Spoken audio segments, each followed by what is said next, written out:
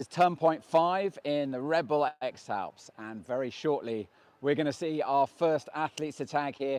Will it be Aaron Duragati? He was in the lead, and clearly as the homeboy he will want to be the first to get down here and sign the board. But also we just had turn point 5 in the Rebel xalps, and very shortly we're going to see our first athletes to tag here. Will it be Aaron Duragati? He was in the lead, and clearly as the homeboy he will want to be the first to get down here and sign the board. But also we just heard that Christian Schug is also landed, so it could be a bit of a duel to the finish line. We're looking forward to that. Conditions here, it's not ideal for anyone in the air. We've got this fern, which is something that athletes kind of live in fear of. It means synonymous with strong, ugly winds. It's really challenging conditions for athletes. So anyone who's made it this far in the air has done extremely well and extremely brave as well. So any minute now, well, perhaps 5 minutes, we're going to see the first athletes come from the previous turn point, from those events from last night when a storm ripped through the Dolomites. And now we're here in Siena. To get here, there was a previous turn point. They had to land up on the shoulder on the hill there. That turn point was the Murano 2000, and they had to complete their second of 2 Via Ferratas. This one a little bit easier, Heine Holzer Via Ferrata, which does not pose too many difficulties for these athletes. And we've seen quite a few athletes come through already. So it's all here, it's all happening.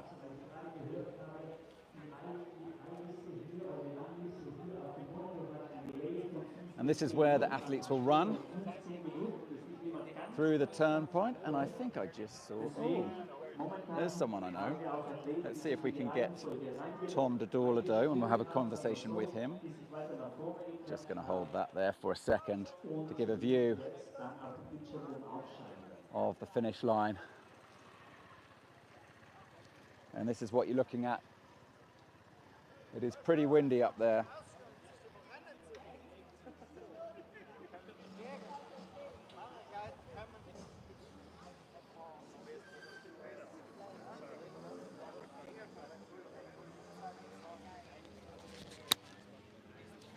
Now,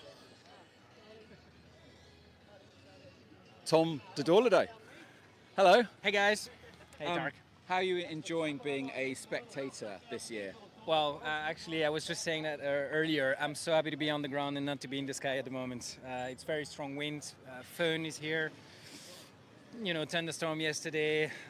This Föhn, I'm always hearing like the Föhn, like, you know, athletes always live in fear of a Föhn. What does it mean in kind of layman's terms? Is it just super strong winds? Or? It's strong wind coming, in this case, coming from the north. And, you know, we have a system. There's a low pressure system bringing a lot of wind. And so it's a bit, it's a bit dangerous. And when you're flying up there, you know, it accelerates. So you have to kind of fly.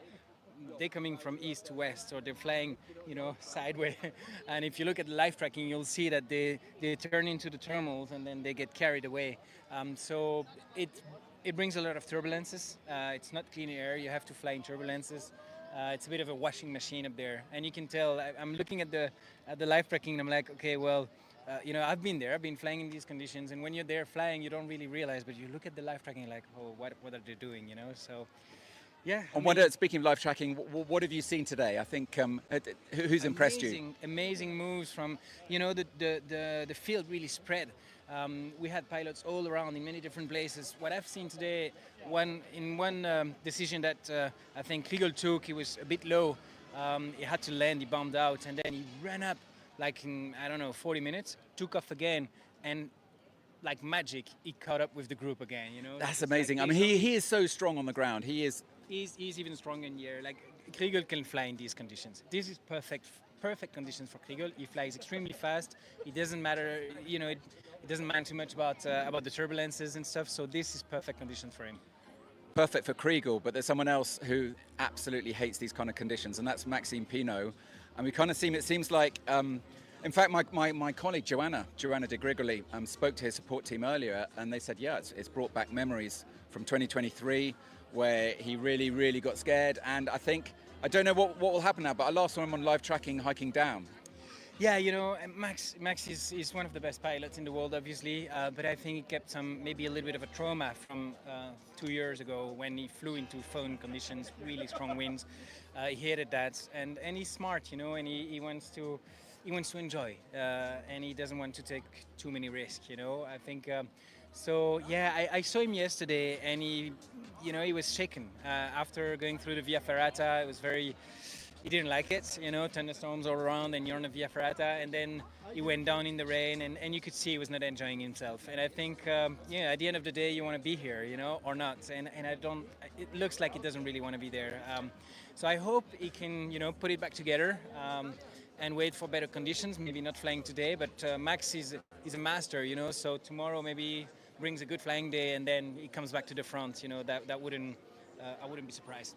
Have you seen what it's looking like for tomorrow? So the next tempo from here is St. Moritz. What's the route like from here onto St. Moritz? So from here on, it's pretty straightforward. You know, you follow this valley here.